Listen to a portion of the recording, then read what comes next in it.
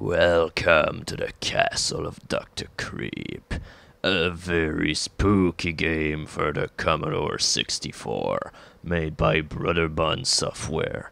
More like Brother Bum. Oh boy, is this a horrible joke. The best way to start a video, folks. So anyway, yeah. So, for those of you who are wondering, what is the connection between this and any past LPs that I've made? Well, the company who made it, obviously. Brother Bun Software is the same company who published Prince of Persia 1, 2, and finally they made Prince of Persia 3D under the name Red Orb Entertainment. And if you're wondering what Red Orb has got to do with any of this, well, this is why. Red Orb. Dun dun dun dun dun dun dun. What a spooky turn of affair, like this game. Ah! Okay, no, this game is not spooky, but it's really interesting in its way. So anyway, yeah, the game says allow 2 minutes for loading because, well, those of you who are not familiar with the Commodore 64, well, it's a computer, and finally games on it take about a decade or whatever to load up, so I'm just going to spare you the agony of waiting on the title screen. No, not the title screen, but the loading screen. So, if you'll excuse me, we'll meet on the title screen. A decade later, we're almost ready to play the game. Yeah, those bars on the screen are supposed to be loading progress or something. Commodore 64 game load weirdly, but here we go. This is the game. The Castles of Dr. Creep. And now we're playing... oh, whoops. I don't really know why my joystick is not enabled, but hey, what do you know? So, this is the tutorial castle of the level. You learn how to open doors. You basically need to stand on the doorbell or whatever it is, and you just press the fire button, and you've got ladders. This is pretty self-explanatory, and I'm pretty sure you wouldn't really need the text on the screen above in order to figure out what things do. After all, I got this game when I was something like 10 or no, not 10, even earlier, 6 years old, and I couldn't read a single word of English, but yet I could figure out what was happening in all of this. So anyway, this game is pretty unusual because, well, this was an adventure game, and back then adventure game were pretty much all nothing but text, so well, this is a game which pretty much combined platforming and adventure elements, and yeah, you gotta turn off these lightning machines or something before walking in them because, well, I'm pretty sure you can figure out what this does. And I really think those things are supposed to be doorbell and not control pads or something because look at the noise. So yeah, they turn off force fields that you normally can't walk across, and you only have about 8 seconds to walk through them because otherwise you get trapped. And you can also trigger mummies from a distance who just chase you around horizontally because they're too dumb in order to use ladders or climbing poles. Because just in case you can figure out, well, the sliding poles a few screens earlier, there's no way to climb back up on them. It's a one-way fall down. So you also get keys into this game, and well, one thing which is pretty annoying about keys and stuff like that in this game is because, well, you've got no inventory screen in this game, so you gotta remember what you've got. But yeah, now we probably get what is the coolest little device of the game, the ray gun. You basically can control it with this little thing which is in front of the character, and otherwise, if you're not controlling it, it just follows you around and it shoots at you whenever you're at this level, even though you're behind it or anything like that. It doesn't have a regard from where you're standing in relation of it, apart from vertically. And whenever you play in 2 players, because yeah, this game has a 2-player mode, yeah, well, this is probably the ultimate griefing tool because you can just line up the gun toward your partner and just shoot him and, well, just enjoy a scream of agony. And yeah, you also get teleporters into this game. You just have to cycle through the colors and you teleport away, and you can cycle back, by the way. You have to go through the entire row of colors before you can go back to the color you initially wanted. And yeah, by the way, you can go through this thing. You gotta trigger it off and on and off and on. Ooh. Okay, I'm getting dizzy right now, so I guess I should continue. After all, this tutorial is almost done, and I don't really want to drag the easiest castle of the game. Especially, I'm sorry, but I just can't stop messing around with these conveyor belts. Or moving sidewalk, as the game says. I'm pretty sure you figured out how they work.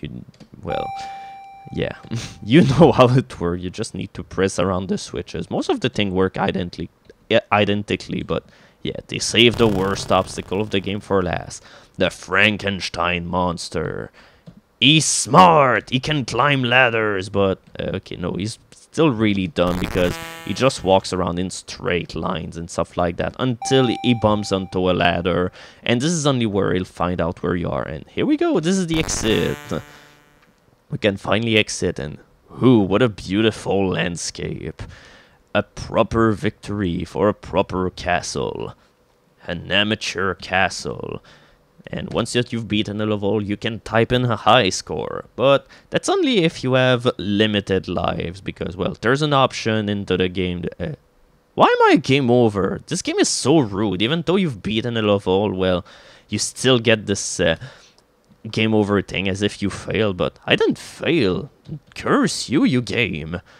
So, since it will be a pretty bad idea to do a video based only on the tutorial of the game, well, maybe we should load up a real castle. And yeah, this is the option that allows you to trigger unlimited lives on or off. And well, having unlimited lives on make it so that, well, you cannot get a high score. But yeah, it's not really that important. And some of the later level, well, when you're playing it for the first time, you better make sure you have unlimited lives or anything in order to beat them, because some of the castles can be really dickish. But this level is really not dickish. In fact, I'm pretty sure this level is even easier than the tutorial. This is the time where you see if the things that you've learned worked or not. So here we go, this guy is clearing the way for us. Okay, and I almost died here, because if you stand over one of these trapdoors whenever it's being created, well, you die. But the same applies for other enemies as well, so hopefully we shall be able to get a proper demonstration of it. But before we do so, we need to go all the way up here in order to get the key. Because this level is also very linear, as much as the game has a really high focus on exploration and all of this. This level has no exploration whatsoever. It's linear, and you barely do any backtracking into this level, because, well, backtracking into this game is a really common element. You're going to see it a lot into the future levels. And basically, well, just making it so that the Frankenstein monster is not going to eat me. But yeah, this level kind of tend to make you do repetitive tasks, and well, like I said, you have to backtrack through room, but this level doesn't really do that a whole lot. Instead, this level is just perfect to see if, well, you've managed to learn all of the things that you've done, that you've seen into the tutorial. Basically, you just need to lure out all of the Frankenstein monsters in order to trigger all of the conveyor belts, so that, well, you can walk across them, or, well, you can just set them to send you flying all around the place. So it's what we're gonna do instead. So yeah, that's just one glimpse of the kind of repetitive action that this game has to offer you. But, well, this is only at its mildest degree, because some of the later castles, well, no, they're just a complete pain in the ass. As much as this game is really, really fun, well, it's fun as long as you have a pretty good attention span and is not impatient. Yeah, there's not really much chance we're gonna climb down this ladder, because we're just gonna get our ass shut down to hell.